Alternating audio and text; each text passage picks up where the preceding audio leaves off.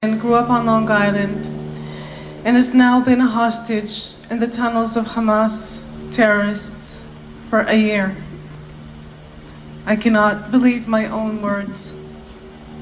This has been a year full of grief, layers upon layers of it. At times, it has felt like we were being buried alive under the weight of the news. It was so tangible. Omer was born here in New York City 1 month after 9/11. I was 8 months pregnant, and I walked across the Queensboro Bridge towards home on that day. My only quest was to get my unborn child to safety. And here we are, 23 years later. And my son, who will celebrate his 23rd birthday next week, is involved in this vile terrorist attack. And I'm unable to protect him. No 23-year-old should be celebrating their birthday in terror dungeons. Omer is a connector. He's this 6'2" big guy. He has a huge smile on his face. He's the goofy guy.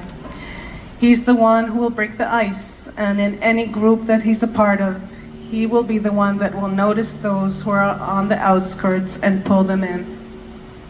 He's a sports enthusiast. He's an avid Knicks fan. He played and captained his high school basketball team, volleyball team, soccer team.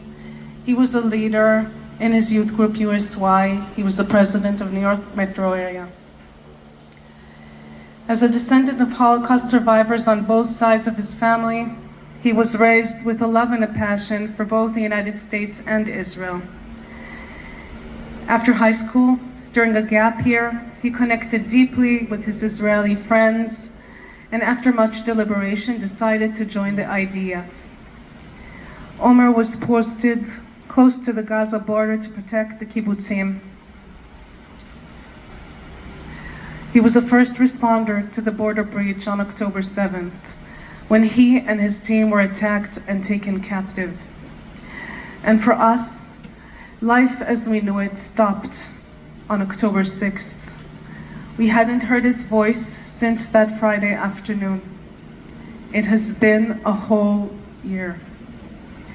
As we were about to go to sleep that night, we checked the news from Israel as we did every night, as would any parent who has a child on the other side of the ocean do.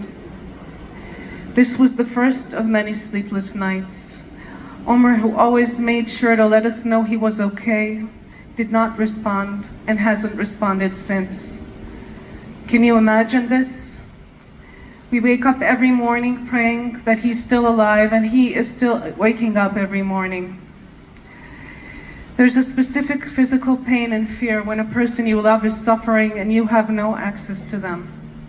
Omer's alive, but he's in great danger. And since October 7th, there is not a moment that passes when we're not thinking about his safety. We're glued to our phones. Every ping causes a tiny leap of heart. Is it news about Omer? About the other hostages? Our phones are never switched off. This whole year, not one of those pings has been a message from him.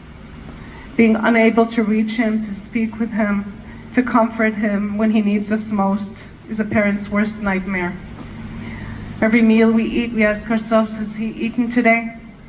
When we shower, we wonder when he was last allowed to shower or change into new, fresh clothes. When the sun is shining, we question whether Omer is in a dark, stuffy tunnel, struggling to breathe. A knock on the door leaves us paralyzed in fear. We could never have imagined that we would spend a year turning every stone, pleading with world leaders, giving interviews. We've delivered speeches to crowds of thousands, all to help us rescue Omer from the clutches of murderous terrorist organization. We would never have imagined we would still be standing here a whole year later with no news about him.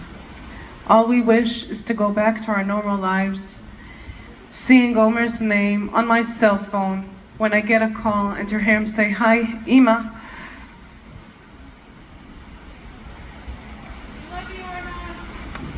Thank you.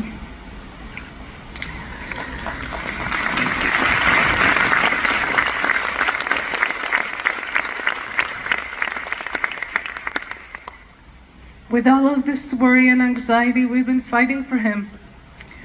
We've been caught up in this geopolitical nightmare, and we feel that our son and the hostages are not the priority. Our son did the right thing. We raised him on values that are as our core, that we as people are responsible for one another, that human life is sacred, that we never leave anyone behind. These values have always been at the core of Israeli society. But throughout this past year, we have found ourselves fighting not only for our loved ones, but to remind the world and our leaders how critical these values are to our soul, to our healing, to our future as a people. I will never forget President Biden's response when I first met him, and I told him about Omer's decision to move to Israel and join the IDF. He said to me, "Sometimes I feel we raise our kids too well." I've revisited his words many times over the course of this year, and I refuse to accept them, but continuously ask myself, what happened to our humanity, to the moral compass of the world? Where is the outrage?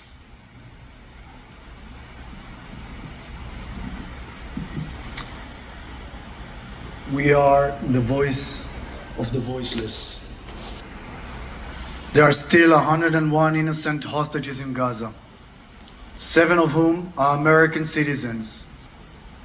You know their names: Idan, Sagi, Keith, and Omer, who are considered alive in Gaza, and Gadi, Judy, and Itai, who were murdered on October 7, and whose remains are being held as bargaining chips.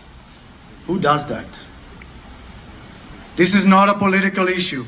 This is a dire humanitarian issue, and we need all hands on deck. Omer and the other 100 hostages are running out of time. The news of late August made this abundantly clear. We're grateful for the hostages who were rescued alive, but many more have been brought back dead, murdered in captivity. We know without a doubt that every moment in captivity is a risk to their lives and well-being. As Israel finds itself in direct conflict with the Iranian regime for the second time this year, it has become clear to the world what has known to us all along, that all fronts, whether Hamas, Hezbollah, or Houthis, have been funded and driven by Iran. It has also become clear that any attempt to de-escalate the conflict must begin with the release of the hostages.